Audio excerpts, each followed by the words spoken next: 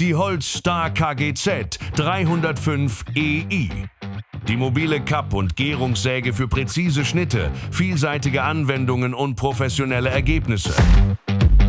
Grundplatte und Drehteller bestehen aus hochwertigem Aluminiumdruckguss. Das macht die Maschine kompakt, robust und gleichzeitig leicht transportierbar, perfekt für den mobilen Einsatz. Über den Absaugstutzen kann ein Staubfangbeutel oder eine externe Absaugung angeschlossen werden, für sauberes Arbeiten und freie Sicht auf den Schnitt. Mit ihrer integrierten Zugfunktion bietet sie einen erweiterten Schnittbereich, ideal für breite Werkstücke und anspruchsvolle Gärungsschnitte. Die Anschlagsschienen sind beidseitig verstellbar.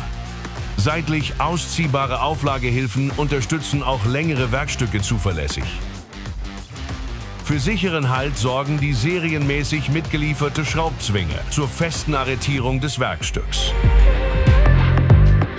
Die KGZ 305 EI überzeugt durch eine stufenlos einstellbare Doppelgärung und Doppelneigung. So bleibt sie flexibel für alle Winkel und Schrägschnitte. Eine integrierte LED-Projektion zeigt die Schnittlinie direkt auf dem Werkstück. So lässt sich die Schnittposition exakt kontrollieren, bevor der Schnitt erfolgt.